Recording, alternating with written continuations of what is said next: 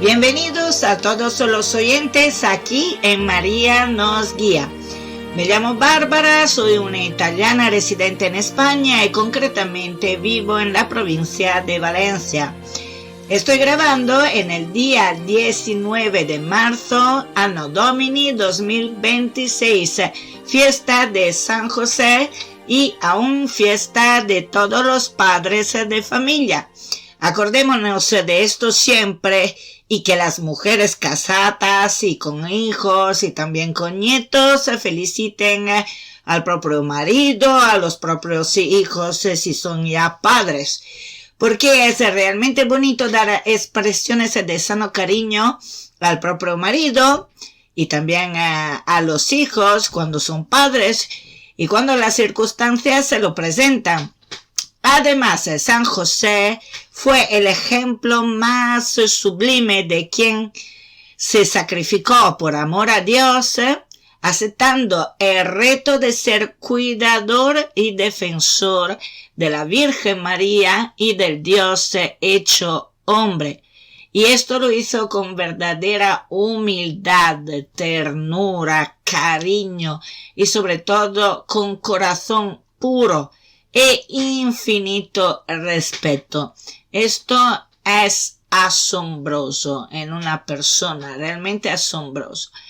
Y bien, dicho esto, hoy vamos a hablar de un argumento que ha levantado un cierto revuelo dentro de las filas católicas, sobre todo en la provincia de Valencia.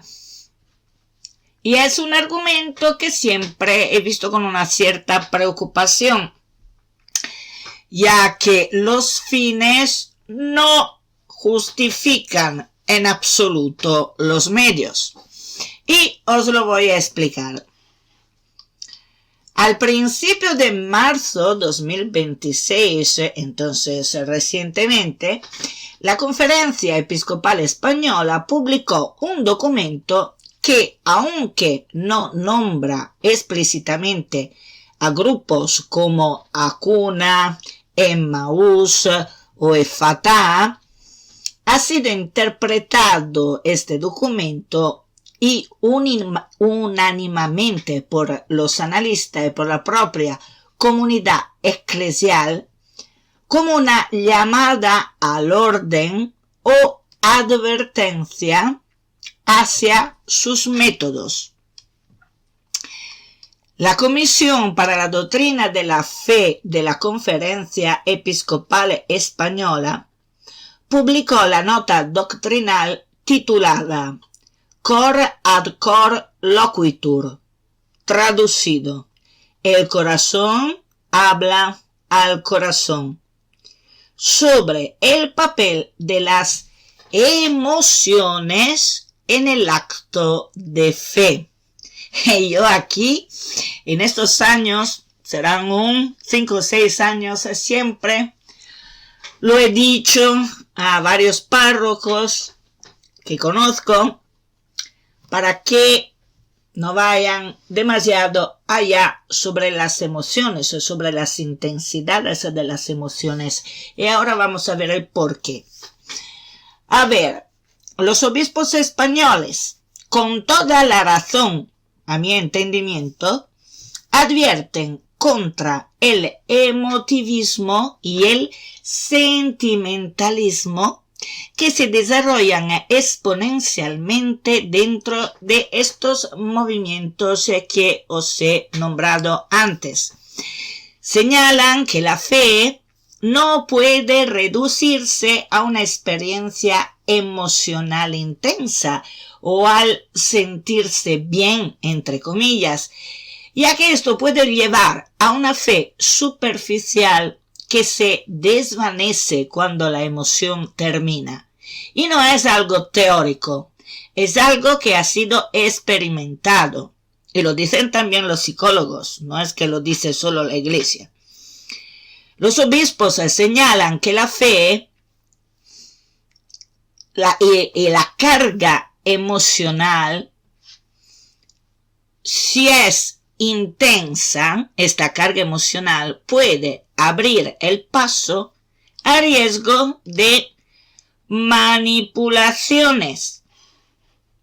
Y entonces, en vez de evangelizar, nosotros si usamos en la manera incorrecta y fuerte las emociones, los sentimentalismos, podríamos incurrir en lo que se llama proselitismo, o sea, anular o del todo o parcialmente la voluntad de una persona y dirigirla donde nosotros queremos que vaya.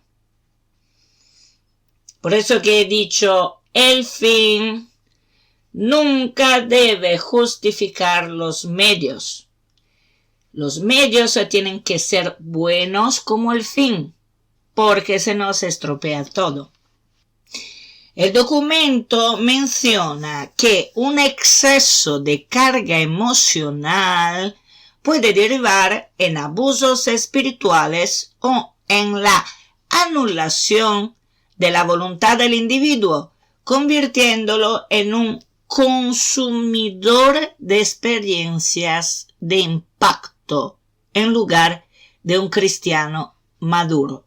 O sea, que las emociones, sobre todo si son excesivas, que han sido creadas para dar un impacto en las almas de los asistentes a estos movimientos, reuniones o convivencias, generan como una reacción química del organismo que se convierte en una droga. O sea que al final los que participan a estos movimientos se vuelven como si fueran drogadictos de emociones intensas. Y esto da lugar a un cristiano inmaduro, o sea, que no es maduro. No estoy hablando del presidente allí ex de Venezuela, ¿vale? Estoy hablando de la maduridad. Bueno, desde el punto de vista litúrgico, los obispos españoles critican la arbitrariedad también de algunas celebraciones y adoraciones al Santísimo, punto que toca directamente el estilo de las horas santas, por ejemplo, de Acuna. Y también de algunas horas santas, de algunos, por ejemplo, párrocos, lo que he tenido yo también hace años, algunos años, en que durante la hora santa leían cuentos inventados para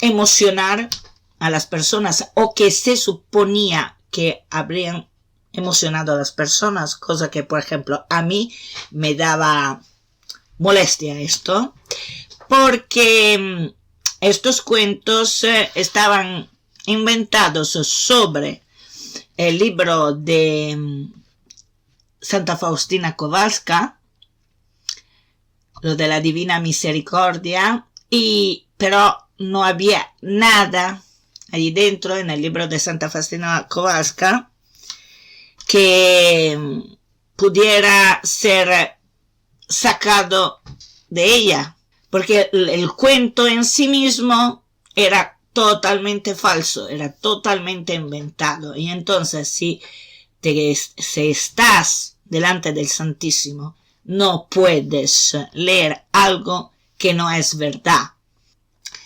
Bien, ¿y por qué este documento se asocia con Acuna y Emmaús? Bueno, aunque la Iglesia suele usar un lenguaje genérico, el contexto en España apunta a estos movimientos por varias razones. Por Acuna es famoso por sus conciertos multitudinarios, como en el Withink Center o en Cibeles, y por un estilo de música pop que busca conmover profundamente al joven, Entonces, premeditación. Y por lo que concierne Emmaús y Efetá, son retiros del primer anuncios basados en testimonios personales de alto impacto emocional y un fuerte componente de secretismo y sorpresa que genera una catarsis en los asistentes. Claro que tras la publicación de este documento de la Conferencia Episcopal Española hubo un cierto revuelo. Entonces la Conferencia Episcopal Española tuvo que salir al paso en redes sociales para aclarar que no buscan prohibir estos movimientos, sino acompañarlos para que no se queden solo en lo emocional. Y tienen razón. Reconocen que las emociones son una puerta de entrada necesaria hoy en día, pero insisten en que deben ir acompañadas de formación intelectual, o sea, del razonamiento a la luz de la fe, y también de un compromiso social, como por ejemplo la atención a los pobres, porque si no se queda como un concierto pop que habla de Dios, pero no tiene sustancia. De hecho, me lo digo ya, hay conciertos multitudinarios de cuna, pero no se ven después ni un joven en los templos durante la misa. O sea, las misas están casi vacías y no hay ninguno de los de cuna que estén ahí en la misa. Entonces, ¿cómo es que los conciertos son multitudinarios y después los templos se quedan vacíos durante la misa? No hay sustancia. Bueno, hasta aquí lo que han dicho con razón los obispos españoles y ahora voy con la explicación. En primer lugar, nuestra religión, la católica, es una religión realista. Jesús no es un sueño, ni es un gurú, ni es alguien que quiere colocarte con emociones intensas para hacerte sentir en un ideal de paraíso terrestre en donde nos amamos y nos conectamos los unos a los otros usando las emociones que se producen en ciertas circunstancias previamente creadas a propósito. Entonces esto equivale a una manipulación, porque algunos sentidos están a tope a través de emociones provocadas intencionalmente. Y esto puede inhibir y a veces anular la voluntad y el libre albedrío de quien asiste. Nuestro deber como católicos, y no católico New Age, porque no es católico, un católico que es más New Age que católico no es un católico. Entonces, nuestro deber como católicos es respetar en todo momento la libertad decisional de cada persona y también su voluntad. Porque si no fuera así, Jesús no habría padecido la muerte de cruz. Nadie lo habría justiciado, porque habría dado a todos exactamente lo que el mundo humano quiere: pasársela bien, sentirse bien, permanecer en un estado de felicidad emocional muy parecido a un enamoramiento. Pero en este modo Cristo no habría sido la verdad. La verdad es lo que es. Yo soy el que soy, dijo Dios. O la toma la verdad o la dejas. No hay términos medianos. Y no es una polarización, es una elección. Si elijo a Dios, hago la voluntad de Dios. si no elijo a Dios, automáticamente no voy a hacer la voluntad de Dios y entonces voy por el otro lado, donde está el cornuto. Es la verdad y para ser tal, la aceptas como es esta verdad integralmente, totalmente. Si no, en caso contrario, vivirás en una mentira disfrazada de verdad. Por lo tanto, la emocionabilidad del sentimentalismo ¿lleva realmente a enamorarse del verdadero Jesús?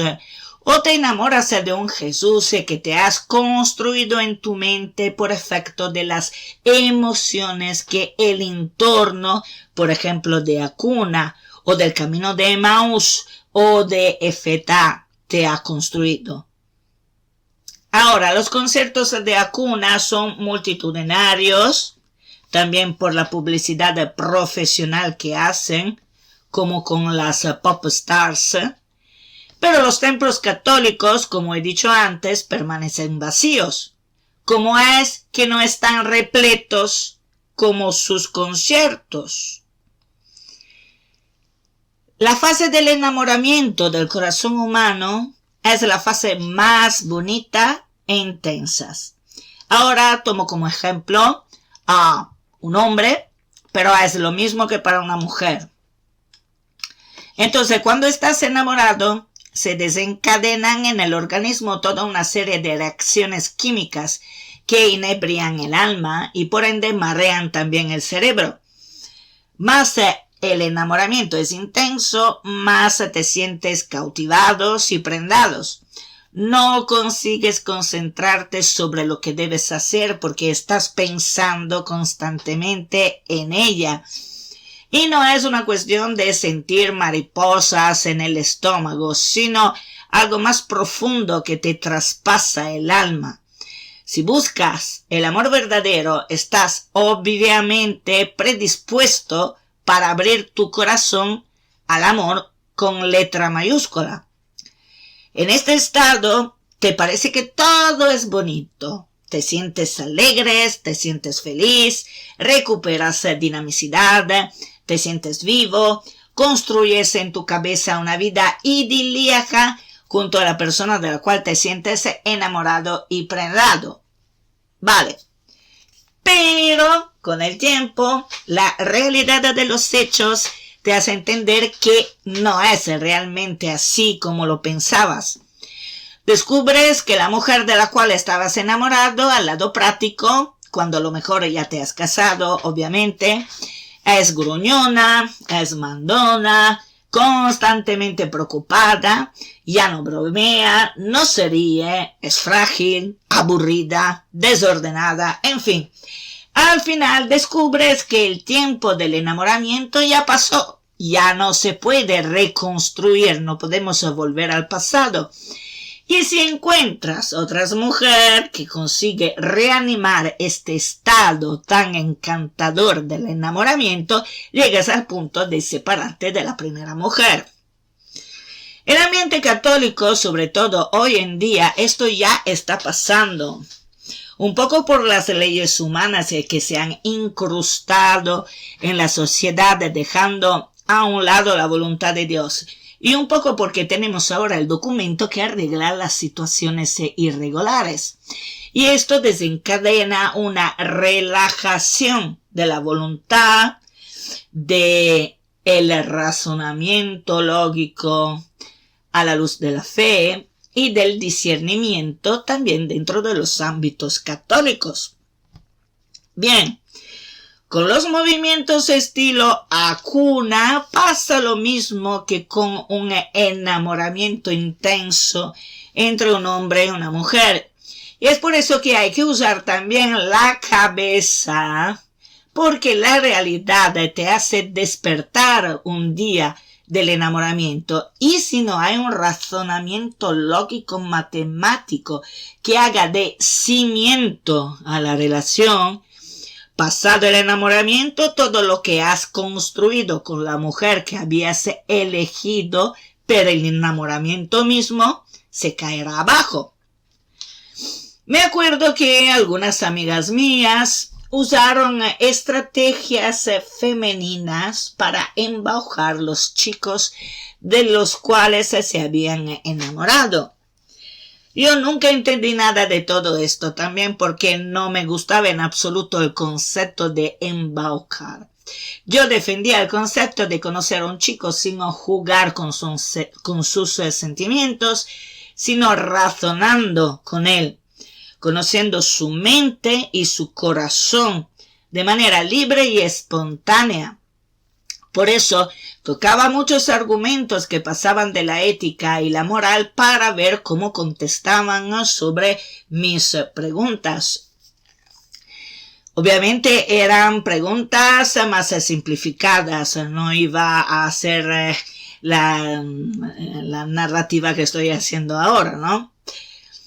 Claro está que todos los chicos que conocía, pasados los primeros 3 minutos, visto por dónde iba el tiro, huían literalmente, ¿vale?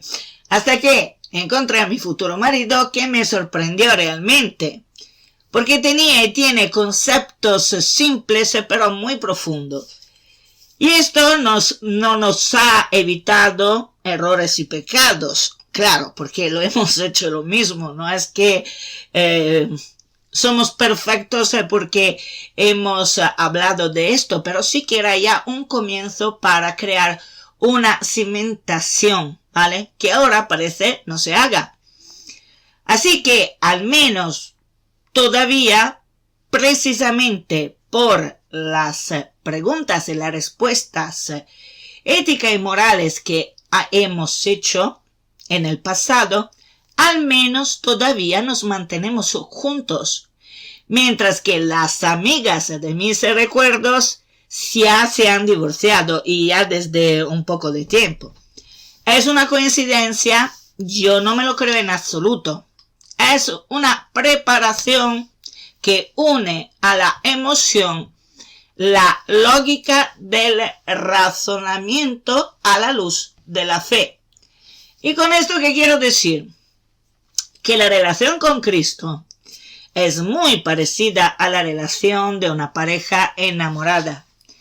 Entiendo que con la crisis de las conversiones, algunos movimientos han visto en la emotividad y en el sentimentalismo una manera fácil de acercar almas a Dios. Pero el acercamiento a Dios no puede ser basado únicamente sobre el sentimentalismo, sobre las emociones fuertes y construidas a la mesa, porque la resultante será un católico superficial que cree en Jesús más cerca a la New Age que al Jesús real. Estoy plenamente de acuerdo con los obispos de la Conferencia Episcopal Española sobre lo de no usar intensas emociones preconstruidas. Cristo hay que conocerle también a través del razonamiento lógico-matemático que te atraviesa el corazón cuando entiendes que todo lo que ha hecho el entero universo ha sido hecho por nosotros y únicamente por eso. Porque en caso contrario, el universo por sí mismo no tendría algún sentido de existir. Y en el razonamiento lógico no hay engaño. Con el razonamiento lógico no hay manipulaciones, sino búsqueda sincera de la verdad. Por lo tanto, en mi opinión, que creo que sea más real que otras opiniones que van por ahí, la Iglesia debería enseñar a todos, a los jóvenes también, sobre todo, cómo se busca la verdad. O sea, los jóvenes, en primer lugar, deberían ser buscadores de la verdad. Ser verdaderamente querer saber cuál es la verdad. ¿Me gusta vivir en un mundo de mentiras o quiero realmente la verdad? Todo parte de aquí. en mis 15 años tuve una crisis espiritual, porque por un lado las ideologías te decían que la iglesia es una manipuladora, que Dios no existe, de tan, bla, bla, bla.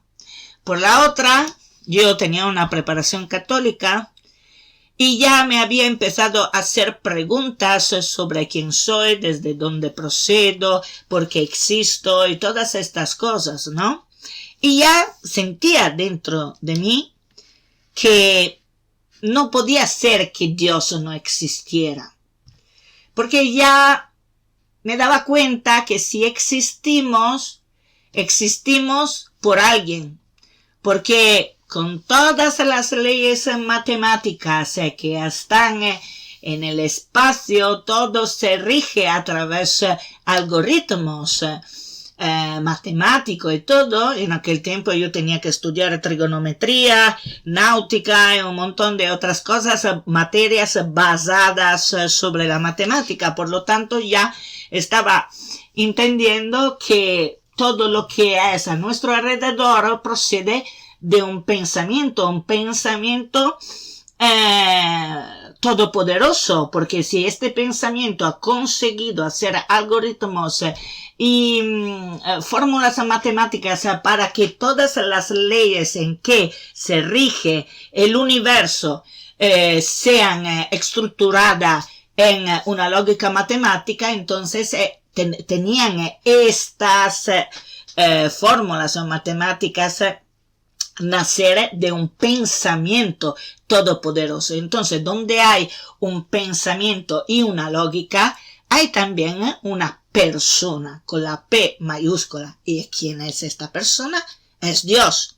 Entonces, llegado a este punto en el razonamiento, abrí el Evangelio, todavía no era la Biblia, sino el Evangelio. Entonces empecé a analizar el Evangelio y me di cuenta que el patrón con el que el Evangelio había sido escrito no podía ser un patrón humano, tenía que ser un patrón divino, porque él no habría tenido algún sentido que Cristo muriera en la cruz y además resucitara. ¿Para qué? ¿Para él mismo? Absolutamente no, sino para el amor que Dios expresa sobre los hombres. Bien, después de allí he empezado a analizar mejor también la Biblia y todo esto. Al final he dicho, Dios existe. Y hay pruebas para esto. Pruebas que pueden ser teológicas, o pueden ser lógicas, o pueden ser matemáticas, porque todo esto confluye en él. Y por lo tanto, las ideologías, sobre todo ideologías materialistas, son ellas que nos están engañando, y no la Iglesia Católica.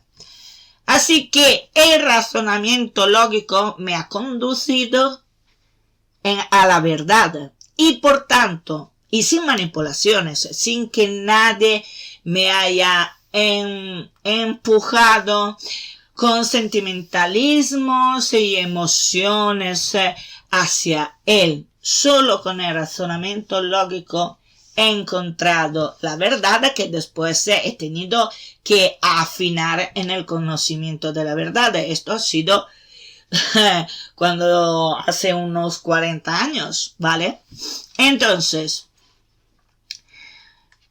el amor de Dios no es una droga que altera tu estado mental y emocional para que tú lo sigas sin razonar, sin pensar, como si tú fueras atontado, sino es una energía, además de todo lo que es ciencia, matemáticas, arte y todo lo que de bueno existe, ¿no?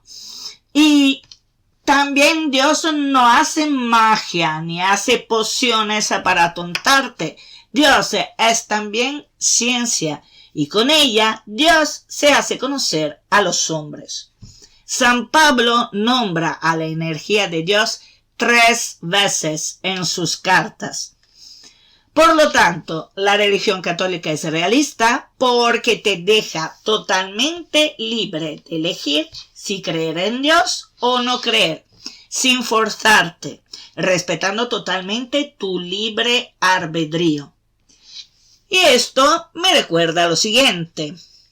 La Iglesia no tiene que tener miedo de perder feligreses por mantener la fe en Cristo en coherencia con el Evangelio. La Iglesia debe permanecer en Cristo, coherente con el Evangelio, y lo tiene que hacer por Cristo y para Cristo. No debe buscar la forma de ser más aceptada por la mentalidad del mundo, porque Cristo no es del mundo. Cristo es Dios, el Dios hecho hombre, y nosotros católicos somos dentro del mundo, pero no somos del mundo. Yo veo que muchos nuevos sacerdotes están angustiados por reactivar parroquias que se han estancado. Ven que se quedan pocos feligreses, que los jóvenes no son nada receptivos, sueñan asambleas repletas de fieles, pero esta no es la realidad. La realidad es que estamos pasando una transición, y las transiciones siempre son dolorosas, como un parto. Hay que aguantar y, como no, orar intensamente. Todavía no había dicho esto, orar. No lo he dicho aún, Así que no me podéis decir hoy al menos que he aburrido con la situación del orar. Vale. Lo que realmente se necesita es la conversión de las almas y no es con las emociones y el sentimentalismo que vamos a convertir las almas. ¿Con qué las convertimos las almas? ¿Con qué? Con la oración del Santo Rosario. ¿Vale? Bien, entonces puede ser un comienzo lo del sentimentalismo, eso sí, pero si después no hay un razonamiento a la luz de la fe y la sincera búsqueda de Dios en la verdad, todo se queda a un nivel superficial que al primer problema, a la primera tentación o ataque espiritual, todo se derrumba en nuestro corazón. Y ahora digo una cosita, esa que es una piedrecita que se me queda siempre en el zapato y la tengo que sacar. Y es lo siguiente. La iglesia sinodal es una iglesia que hace lo mismo que Acuna, Emaús y Efetá. Sigue la corriente a la mentalidad del mundo para ser aceptada del mayor número de personas. ¿Y por qué lo hace? ¿Porque tiene miedo a desaparecer? Si es esto, quiere decir que ha perdido la fe en Cristo. Porque ¿dejaría a Cristo que la Iglesia Católica que Él mismo ha instituido desaparezca? Absolutamente no. Confiemos en Jesús. Repetimos, Jesús, confío en ti lo más posible en nuestro día a día.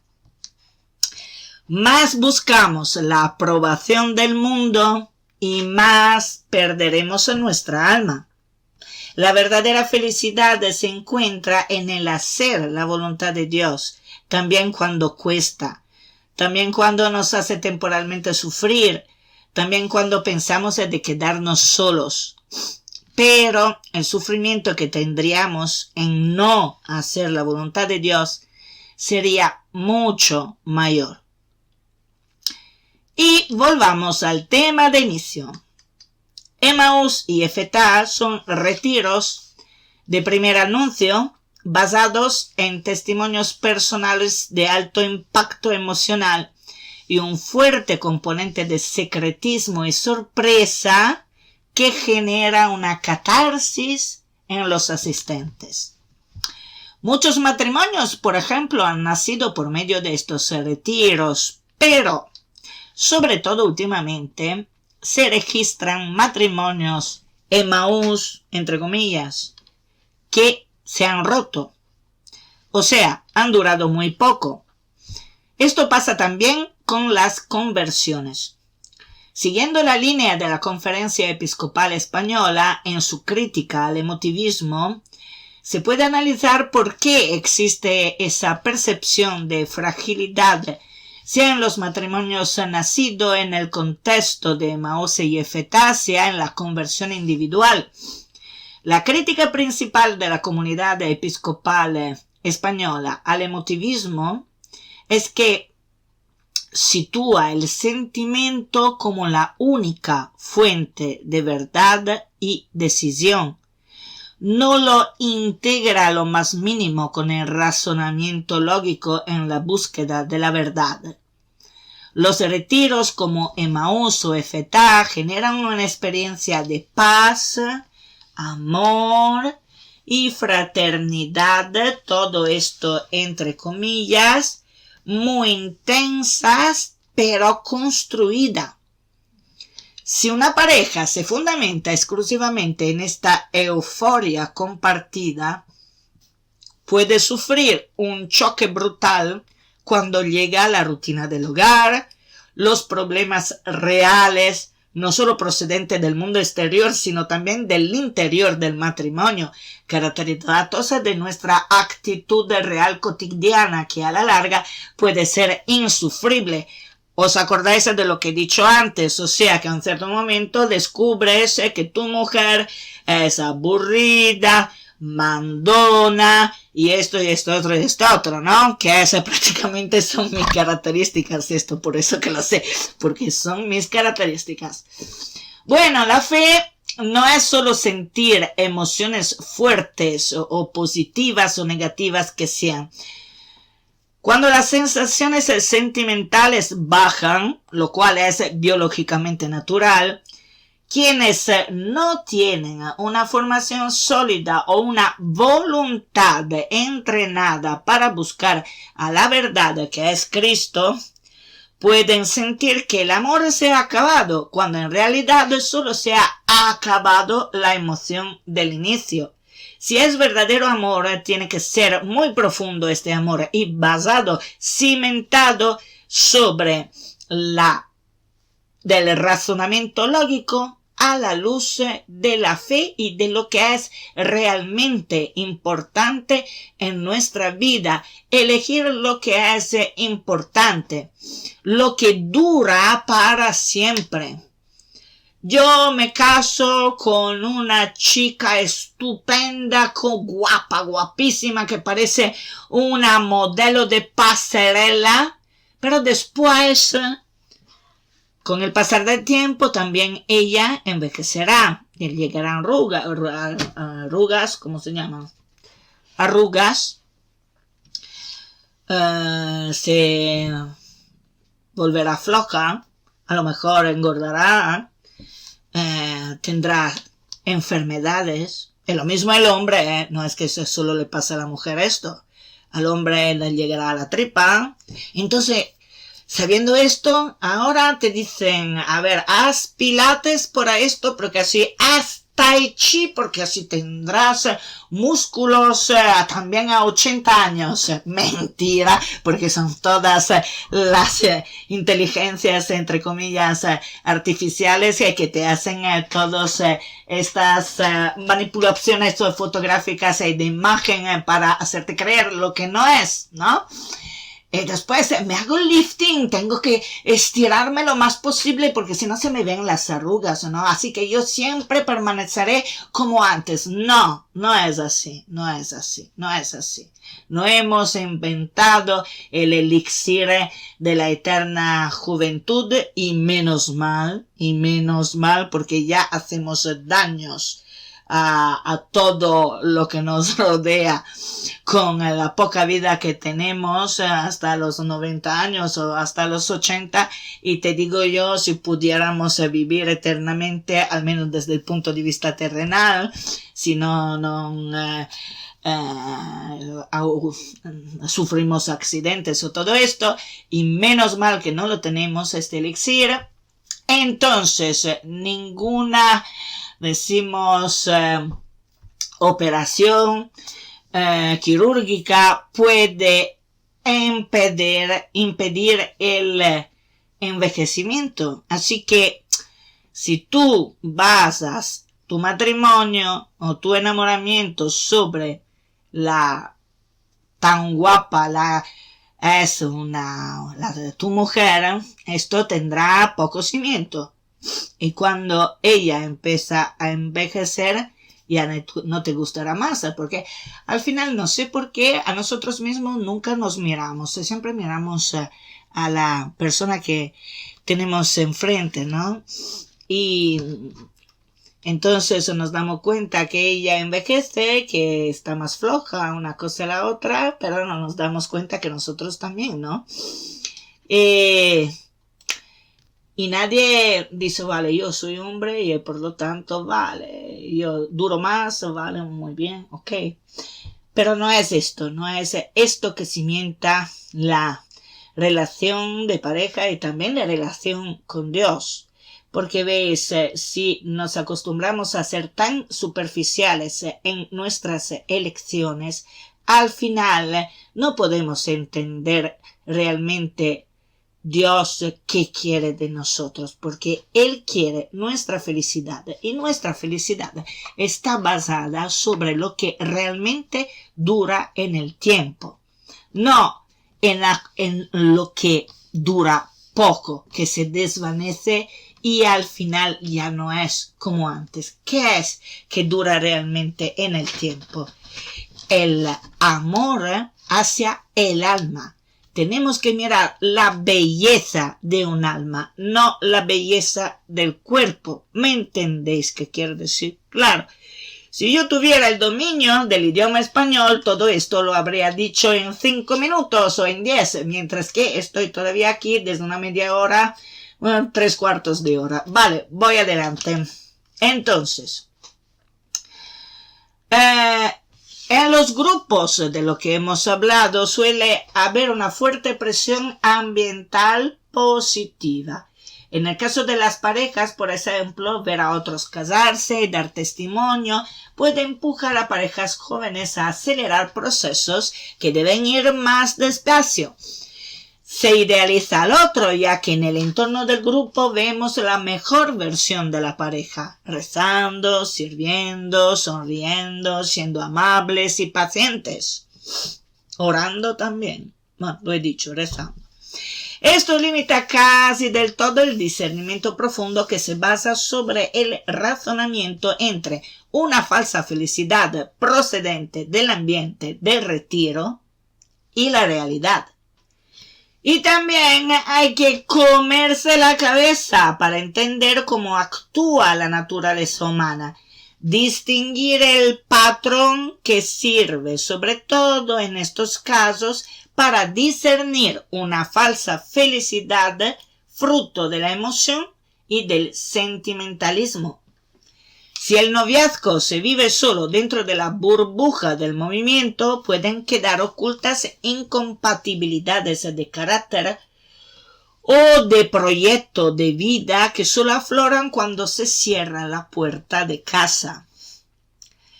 La comunidad episcopal española advierte sobre una fe estética o puramente sentimental. Siempre en el caso de los matrimonios, porque son aquellos que más de todo expresan la relación uno al otro. Si el matrimonio se percibe como un hito de autorrealización emocional dentro del grupo, en lugar de un sacramento de entrega y sacrificio, la base es muy frágil. Cuando surgen problemas, si la pareja busca la solución volviendo solo a buscar la experiencia del retiro en lugar de acudir a una terapia, por ejemplo, a un director espiritual, que no sería mal, el sacrificio o el perdón racional, por ejemplo, bueno, la estructura va a colapsar. Por lo tanto, la crítica al emotivismo de la comunidad episcopal española, que yo apoyo por completo, se basa en el me siento bien en lugar de en la voluntad de vivir con el otro, con todos sus defectos. Entonces hay que conocer sobre todo sus defectos para poder relacionarse, para entender si la relación puede ser permanente, estable más que nada. Y también sobre el alma. Hay que buscar dentro de la persona el estado del alma. Por ejemplo, a mí me gustan las almas que han sufrido. Porque si tú sufres, entonces empiezas a conocer qué quiere decir amar.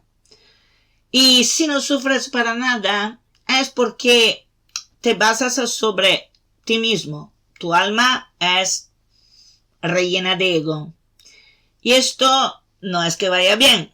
O sea, a mí no me gustan, por ejemplo, las almas que están todas rellenas de ego, que se creen quién sabe qué, que piensan que no tienen una pizca de humildad. Esto no va bien. ¿Me entendéis qué quiero decir? Claro, yo también tengo lo mío. Y además aparento, creo yo, lo que no soy. A lo mejor no lo sé. A decir la verdad, no sé bien cómo me ven los demás, pero no es que me importe mucho decir la verdad. Yo sé de ser sincera y de hacer las cosas para el bien de todos, porque si no ni siquiera haría estos vídeos, y para aconsejar sobre lo que yo he entendido en mi vida, en lo que he leído, en la palabra de Dios y en el razonamiento que a lo largo de mi vida he hecho. Y después cada uno sacará sus conclusiones. Pero, entonces digo, debemos, por lo tanto, hacernos las preguntas existenciales que cada persona debería hacerse para madurar en la verdad y convertirse en un justo. Sobre todo en las relaciones de pareja, que después es la relación del enamorado de Cristo con Cristo, ¿vale? ¿Qué cualidades se necesitan de mí y de mi pareja para que mi matrimonio sea hasta que la muerte no nos separe? Pregunta. Hay que contestar a la pregunta. ¿Quiero un matrimonio para siempre? ¿Por qué el matrimonio debe ser para siempre? Yo quiero hijos. Quiero desafiar los problemas que la vida me presenta manteniendo la promesa hecha a Dios y a mi pareja. En conclusión, quiero ser fiel en mente, cuerpo y alma a mi pareja, etcétera, etcétera, etcétera. Bien. No se debe esperar que el matrimonio sea una extensión eterna de retiro. Y cuando se entra en una comunidad, también parroquiales, a veces se depende más de la aprobación del grupo en vez que del vínculo mutuo. Obsesionarse con la comunidad también es un riesgo. El problema no es del grupo en sí, sino sustituir la formación de la voluntad y de la razón por el entusiasmo pasajero. El amor, sea de pareja, sea individual hacia Dios, es un acto de la voluntad iluminada por la fe. No es solo un sentimiento que va y que viene. Por lo tanto, debemos ser buscadores de Cristo, que es la verdad, usando el razonamiento, usando la lógica y la búsqueda de Dios para conocerle, para descubrirle, para saber qué quiere que hagamos en nuestra vida y no rellenándonos solo de emociones fuertes que debilitan nuestra voluntad y nuestro discernimiento, porque el fin no justifica los medios. Bien, por último, pero hay que diferenciar también la manipulación voluntaria provocada por los sentimientos intensos, que por lo tanto pueden ser manipulados, de la manipulación, o que aparentemente es manipulación, involuntaria. La manipulación voluntaria se forma cuando diriges las acciones y los pensamientos de una persona, ejercitando en ella premeditadamente y voluntariamente emociones fuertes, sea en positivo que en negativo. En positivo sería como un enamoramiento, o amor platónico, a lo mejor, no lo sé. Hacer premeditadamente que aquel hombre, en el caso que fuera una mujer, la que actúa, se enamore de ella para que ella haga hacer a él lo que espera ella de él. No sé si me he explicado bien. En negativo sería rabia, venganza, incitación a usar agresividad y todo esto. Pero si un hombre se enamora de una mujer y sigue sus consejos, no obstante siente emociones fuertes o no premeditadas ni construidas por ella, no es una manipulación. Lo que sí habría que hacer el hombre es entender antes si la mujer es sincera con él, si ella realmente quiere el bien de aquel hombre y no el suyo propio. Qué lío, ¿verdad? Lo sé. Somos complicados. Bueno, una vez no estábamos tan complicados. Ahora como que la sofisticación de las... ¿cómo se dice? Tentaciones y de los ataques espirituales se han sofisticado mucho. Claramente también las acciones humanas se han complicado, ¿vale? Se han complicado mucho. Por eso que hay que orar. Concluyo. En cualquier convivencia y relación humana, nosotros católicos debemos siempre respetar integralmente a nuestro prójimo, también si nos cuesta sacrificio, también si no conseguimos gestionar bien nuestro comportamiento. Pero lo importante, no querer forzar al otro con artimañas. Después Dios ve nuestro corazón, lo entiende perfectamente, sabe si somos sinceros y lo hacemos cuando actuamos con sinceridad y con la sincera preocupación para el otro, ¿vale? Solo que a lo mejor no lo expresamos de la forma que deberíamos hacerlo, pero somos limitados. Y lo importante es, por lo tanto, ser sinceros y puros, como lo fue San José con Jesús y María. Y San José fue realmente una convivencia preciosa y tierna con ellos, como lo vio Ana Catalina Emmerich en sus visiones, y que podéis encontrar en la página web anacatalinaemmerich.com. Bien, me parece de haber hablado bastante, es casi una hora que estoy hablando, tengo sed, así que feliz día de San José y de todos los padres, a Jesús por María. Reza del Santo